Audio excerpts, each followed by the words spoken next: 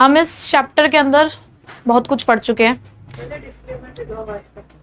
हाँ, तो आज मैं ये कहना चाहूँगी कि क्योंकि happy Dussehra to all of you, और दशहरा के उपलक्ष्य में, नवरात्रे खत्म हो जाने में और दशहरा शुरू हो जाने में क्या हो जाएगी? तो कोई बात नहीं ना, कोई बात नहीं, भले वीडियो कल आए लेकिन दशहरा आज, हम इस वीडियो को आज रिकॉर्ड कर रहे हैं और दशहरे के उपलक्ष्य में हमारी गली में एक कीर्तन चल रहा है जिसका पूरा म्यूजिक हमें सुनाई दे रहा है, तो आप भी इंजॉय कर सकते हैं उस म्यूजिक को। ठीक है, तो आज सुविधा के लिए खेद है, ऐसे कुछ बोलते हैं ना हिंदी में। हाँ, सॉरी फॉर द इनकन्वीनियंस। तो हाँ, इस चैप्टर के अंदर हमने शेयर्स इशू करने सीखे। हमने शेयर्स इशू करे एट पार, एट प्रीमियम, हमने अंडर सब्सक्रिप्शन पढ़ा, ओवर सब्सक्रिप्शन पढ़ा, प्रोराटा अलॉटमेंट सीखा हमने। उसके अलावा हमने issue of shares for consideration other than cash just last class में सीखा। Calls in arrears, calls in advance, ये कंसेप्ट भी हमने सीख लिए हैं। अगर मैं कॉन्सेप्ट वाइज बात करूं तो अब हम लास्ट कॉन्सेप्ट पे हैं। तो आज का हमारा टॉपिक है forfeiture and re issue of shares. तो इसके लिए पहले मैं आपको थोड़ी सी बैकग्राउंड म्यूजिक तो जरूरी है। तो उसके लिए पहले हम जो एक पुरानी कहानी याद करते हैं। हाँ नहीं, रामायण नहीं, रामायण में नहीं जाएंगे, पुरानी कहानी याद करते हैं। और कहानी थी जब मैंने, याद है मेरी लॉटरी लगी थी और मैंने कार खरीदी थी, बंगला खरीदा था, याद करो। तो मैंने वो जो कार खरीदी थी ना, नहीं आइए इस्तेमाल करिए, मैंने उसकी टोकन मनी दी थी, मैंने उसकी डाउन पेमेंट दी थी, किस्तें शुरू हो चुकी थी, एक किस्त दी थी, दूसरी किस्त नहीं दी। मेरे को बैंक वालों ने नोटिस भेजा, मतलब पहले बैंक वालों ने कहा दूसरी किस्त मांगी, मैंने दूसरी किस्त भी नहीं दी। तीसरी किस्त मांगी, मैंने नहीं दी, मैं हल्के में ले रही थी बैंक वालों को। तो उसके बाद बैंक वालों ने ना मेरे को एक नोटिस दिया, मेरे घर पे एक नोटिस आया, और ये नोटिस का टाइम पीरियड कम से कम 14 डेज का होना चाहिए। कम से कम 14 डेज का एक नोटिस पीरियड मेरे पास आया, जिसमें मुझसे ये कहा गया कि अगर आपने इन कुछ दिनों के अंदर पैसा नहीं दिया तो हम आएंगे और आपकी गाड़ी उठा के लेकर चले जाएंगे। और बिना चाबी के ही ले जाते हैं। ठीक है, तो मैंने कहा ठीक है, मैंने नहीं दी, मेरे पास पैसे नहीं थे, मैंने नहीं दी। तो क्या हुआ, वो आए, मेरी गाड़ी जब्त करके लेकर चले गए। मैंने कहा कि हेलो हेलो, सुनो तो सही, तुम गाड़ी तो लेके जा रहे हो, अब तक जो मैंने इस पर किस्तें, टोकन मनी, डाउन पेमेंट भरा है वो तो दे दो। तो मुझे ऐसे बहुत प्यारा सा बाय करते हुए चले गए और मैं वहाँ खड़ी खड़ी देखती रह गई। मतलब मेरा एसेट भी चला गया और अब तक जो मैंने उसके ऊपर पैसा भरा था वो भी गया। और गाड़ी, हाँ मैं तब तक सीख ही रही थी अब तक। तो ये क्या हुआ कि क्यों हुआ ये सब मेरे साथ, क्योंकि मैंने पेमेंट में डिफॉल्ट किया, मैं पेमेंट नहीं दे पाई। उनके बहुत सारे कांस्टेंट रिमाइंडर के बाद ही मैंने उनको पैसा नहीं दिया। कुछ ऐसा ही शेयर होल्डर्स के साथ भी होता है।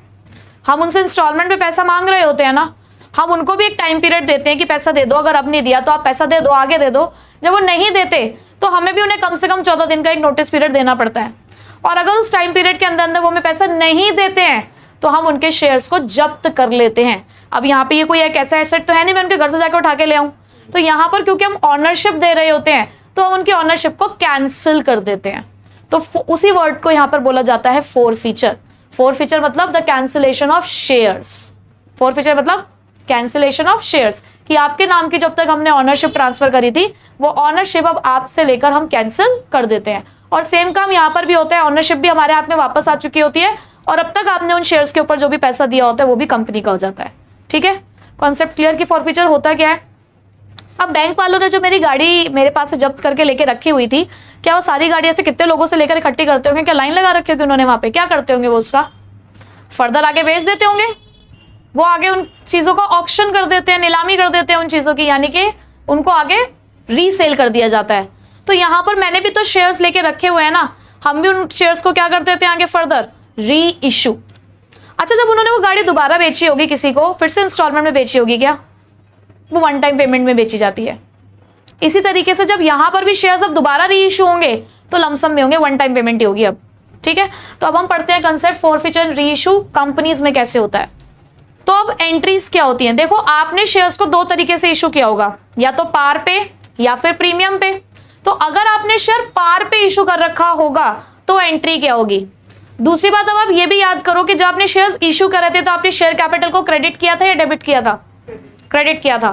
अब जब आप वो शेयर्स कैंसिल कर रहे हो तो आप उसे क्या करोगे, डेबिट, तो इसलिए देखो आपने यहाँ पे लिखा है शेयर कैपिटल अकाउंट डेबिट। क्या सारे शेयर्स हमें डेबिट करने हैं? नहीं, जिन शेयर्स को हम छीन रहे हैं, जिन शेयर्स को हम कैंसिल कर रहे हैं, हम उन शेयर्स को यहाँ पर डेबिट करेंगे। तो देखो मल्टीप्लाई भी किससे करोगे? फॉरफिटेड शेयर से।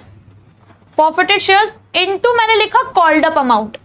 देखो जब आप इंस्टॉलमेंट वाले केस में होते हो तो इंस्टॉलमेंट वाले केस में आप धीरे धीरे शेयर्स में पैसा डाल रहे हो ना। 10 का शेयर है, 2 एप्लीकेशन पे मांगा, 3 अलॉटमेंट पे मांगा, 2 रुपए फर्स्ट कॉल पे मांगे, इस तरीके से आप मांग रहे थे ना पैसे। तो आप शेयर कैपिटल में ट्रांसफर भी तो इंस्टॉलमेंट में कर रहे थे। सपोज करो कि 10 रुपए का शेयर था, 2 रुपए एप्लीकेशन, 3 रुपए अलॉटमेंट, 2 रुपए फर्स्ट कॉल, और अभी आगे आपने सेकेंड कॉल मांगी ही नहीं थी, सेकेंड एंड फाइनल कॉल 3 रुपए की आपने मांगी ही नहीं है। किसी पर्सन ने आपके 3 रुपए अलॉटमेंट के नहीं दिए, 2 रुपए फर्स्ट कॉल के नहीं दिए, और आपने शेयर छीन लिए। मैंने कहा मांगा कितना पैसा मैंने उससे? कितना पैसा मांगा मैंने उससे? 2 + 3 + 5 7 रुपए। तो मैंने 7 रुपए से ही शेयर कैपिटल को क्रेडिट किया होगा ना, क्योंकि हम ड्यू करते हैं ना share allotment to share capital, share first call to share capital. तो जितने से मैंने क्रेडिट किया उतने से ही तो डेबिट कर सकती हूँ। तो इसलिए यहां पर मल्टीप्लाई भी कितने से करना है? कॉल्ड अप अमाउंट से, जितना पैसा हमने मांग लिया। ठीक है, यहां तक बात क्लियर कि हमने क्यों मल्टीप्लाई किया कॉल्ड अप से? 10 का शेयर है तो 10 से मल्टीप्लाई नहीं करना, जितना मांग लिया है उससे मल्टीप्लाई करना है। ठीक, अब मैंने मांगा तो उससे 7 रुपए, मुझे मिला कितना? 7 रुपए में से कितने पैसे मिले मुझे? सिर्फ ये एप्लीकेशन मनी, ना तो उसने अलॉटमेंट दी, ना उसने फर्स्ट कॉल दी। तो जो पैसा मिल गया उसके लिए एक नया अकाउंट ओपन करते हैं हम, जिसका नाम है फॉरफिटेड शेयर्स अकाउंट। क्या नाम है? Forfeited shares account. अभी इसका यूज क्या है वो मैं बताऊंगी आपको।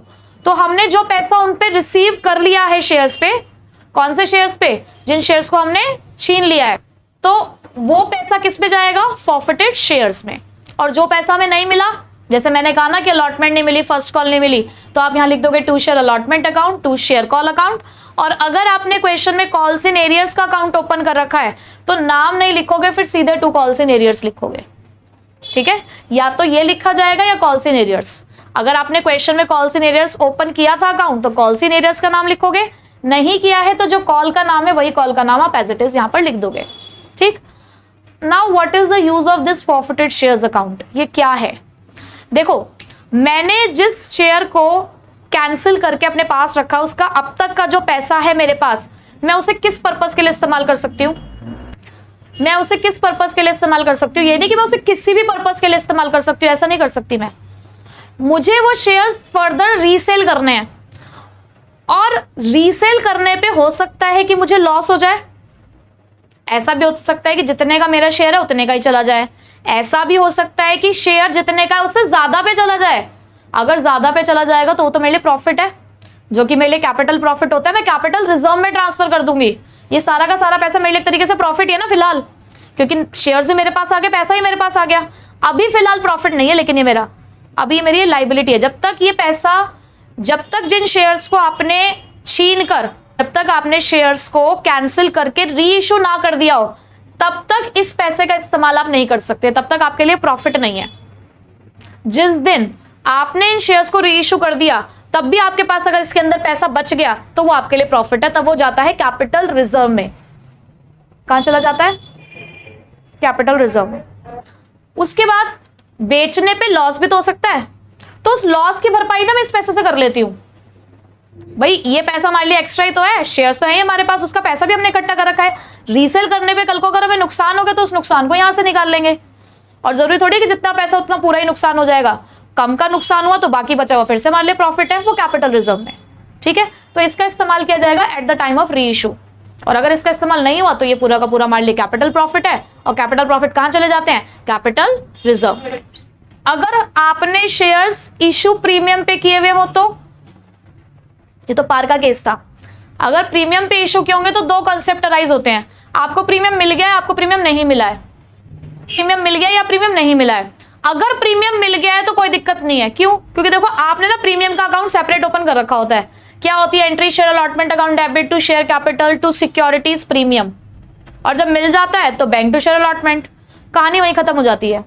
तो अगर प्रीमियम मिल गया है तो हमें कोई दिक्कत वाली बात नहीं है, यही सेम एंट्री यहां आ जाएगी। इसलिए मैंने लिखा है same entry as passed in one यानी कि एट पार के टाइम पे जो आपने सीखी एंट्री बिल्कुल सेम है, क्योंकि वहां पे हमने ड्यू किया, वहीं हमें मिल गया, कोई दिक्कत वाली बात नहीं है। दिक्कत कहाँ आती है? जब प्रीमियम ना मिला हो। अब हमें कैसे पता चलेगा कि प्रीमियम नहीं मिला है? देखो कैसे पता चलेगा, इसी वाले केस पे चलते हैं। मैंने कहा 10 रुपए का शेयर था, 2 रुपए का प्रीमियम था। प्रीमियम 5 रुपए अलॉटमेंट के टाइम पे हम ले रहे हैं, टोटल 5 रुपए, और उसमें इंक्लूडिंग है प्रीमियम। मैंने कहा अलॉटमेंट नहीं मिली, फर्स्ट कॉल नहीं मिली, तो क्या प्रीमियम मिल गया होगा? नहीं मिला होगा ना।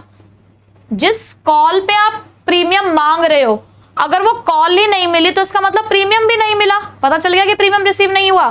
तो अब अगर प्रीमियम रिसीव नहीं हुआ है तो आपने प्रीमियम अकाउंट ओपन करके रखा हुआ है।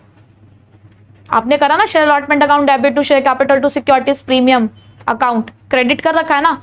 और क्या प्रीमियम मिलने वाला है कभी? जिन शेयर्स को आपने छीन लिया है उनसे क्या प्रीमियम मांगने जाओगे? तुम नहीं मांग सकते ना। तो वो अकाउंट आपको क्लोज करना पड़ेगा। तो क्योंकि वो आपको अकाउंट क्लोज करना पड़ेगा, वहां क्रेडिट कर रखा है, तो यहाँ पे क्या कर दोगे? Debit.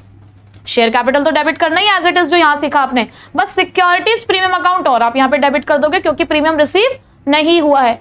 To forfeited shares as it is, to share allotment, to share call और कॉल सीजन, बाकी सब कुछ सेम है।